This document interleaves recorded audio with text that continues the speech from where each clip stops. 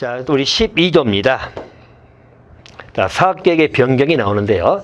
자, 이 대목은 대단히 중요한 대목입니다. 자, 사업계획 변경은 여러분 대단히 중요할 것인데요. 자, 철도 사업자가 사업계획을 변경할 때는 국토교통부 장관에게 신고사항입니다. 자, 대신 중요사항을 변경하는 경우죠. 자, 중요사항이 이제 4가지 정리를 할 건데요. 변경할 때는 국토교통부 장관에게 인가를 받아야 됩니다. 그래서 이 대목이 굉장히 중요한 대목입니다. 대통령 요구사항이기 때문에 시행령 규정 4가지는 좀 이따 확인하면 할 건데요. 일종의 사업 계획입니다. 사업 계획을 변경할 때는 국장에게 신고해야 됩니다. 경미한 변경이죠. 중요사항의 변경은 인가사항입니다. 하나 기억해 두시고요. 자, 대신 국토교통부 장관은 자, 우리 4가지 경우죠. 다음에 해당하는 경우에는 사업계획의 변경을 제한할 수 있다. 변경을 못하게 할 수 있다는 이야기예요. 제한 사유가 4가지가 나옵니다. 자, 이 4가지 경우는 사업계획의 변경을 제한할 수 있다는 게 변경을 못하게 할 수 있다는 것이죠. 자, 첫 번째가 자, 국토교통부 장관이 지정한 날 또는 기간에 운송을 시작하지 아니한 경우입니다. 이때는 사업계획 변경을 제한할 수 있다. 자, 두 번째는 자, 노선 운행 중지 또는 운행 제한, 감차 등 그걸 수반하는 사업계획 변경 명령을 받았거든요. 그런데 1년이 지나지 아니한 경우입니다. 자, 1년이 지났다면 상관이 없는데 1년도 지나지 않아서 사업계획을 변경 신청이 들어오면 그걸 못하게 하겠다는 의미죠. 변경을 제한할 수 있다. 이렇게 봐두시면 되겠고요. 또 세 번째는 개선 명령을 받고 이행하지 아니한 경우. 자, 네 번째는 철도 사고죠. 자, 철도 사고입니다. 일반적으로 철도 사고의 규모 또는 발생 빈도입니다. 자, 대통령 영어자는 기준 이상이라고 나와 있죠. 자, 우리 대통령 영에 따른 그 기준량은 일반적으로 100만 킬로미터당입니다. 자, 뒤에 나옵니다만은 자, 100만 킬로미터당 우리 사망자 수라든가 사고 발생 횟수입니다. 그래서 사망자 수라든가 내지는 사고 발생 횟수입니다. 자, 그래서 100만 킬로미터당 사고자 수, 즉 사망자 수라든가 내지는 사고 발생 횟수죠.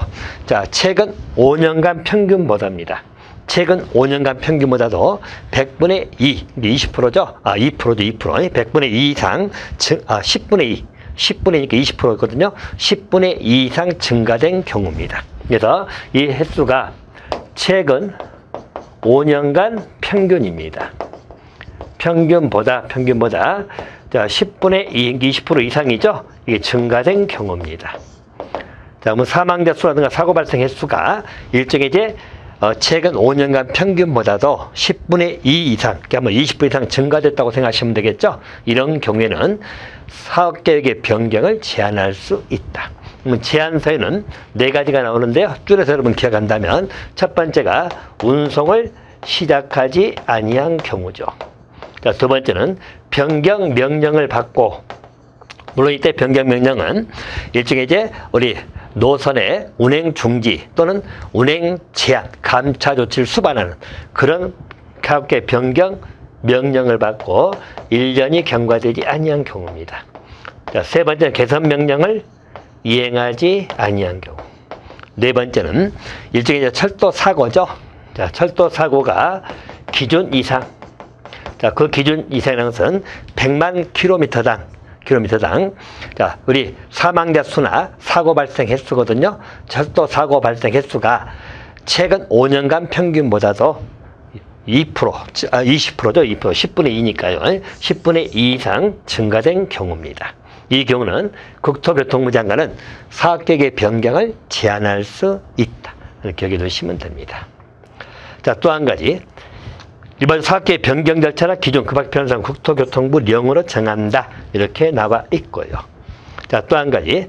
일종의 변경 신고를 하게 되면 3일 이내에 수리 여부 통지해야 됩니다. 이렇게 봐두시면 되겠죠. 자, 12조 내용은 이렇게 나와 있고요.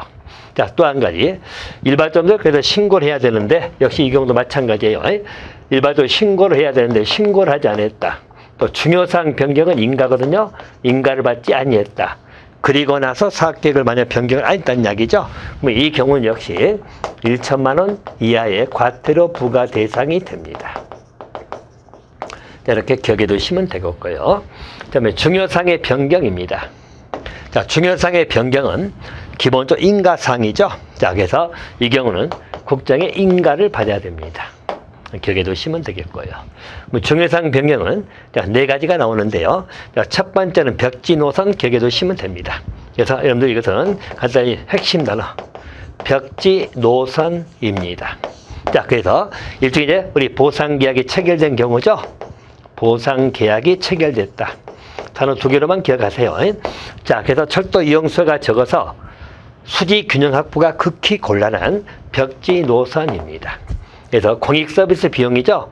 자, 비용의 보상 계약이 체결된 노선의 철도 운송 서비스입니다.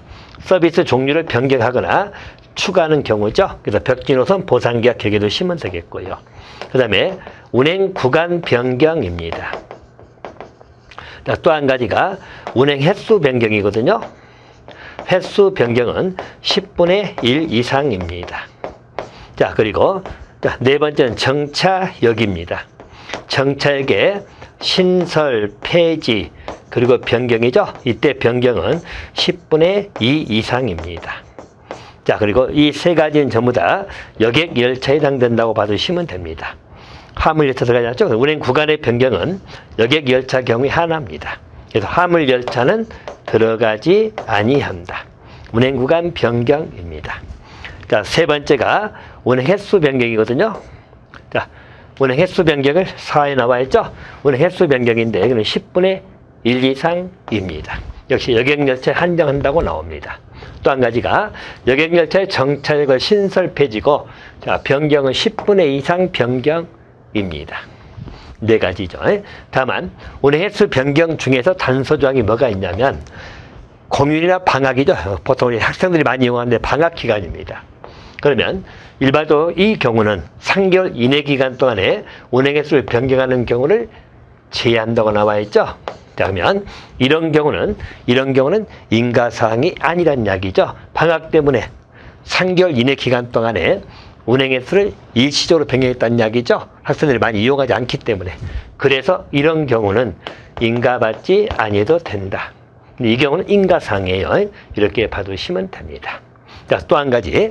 아까 봤던 변경을 제한 철도사고 기준 나와 있죠. 자, 보시면 얘는 사업계획 변경을 신청한 날이 포함된 연도입니다. 그 연도에 직전 연도입니다.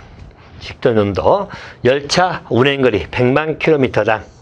자, 철도 사고죠. 이때 철도 사고는 사업자 또는 종사자의 고의 또는 과실에 의한 사고입니다. 다음 그걸 보시고, 그 다음에 사망자 수 또는 사고 발생 횟수거든요. 자, 최근, 물론 직전 연도를 제외한다고 나와 있죠. 그래서 직전 연도를 제외합니다. 최근 5년간 평균보다 20%, 즉 10분의 2 이상 증가한 경우다.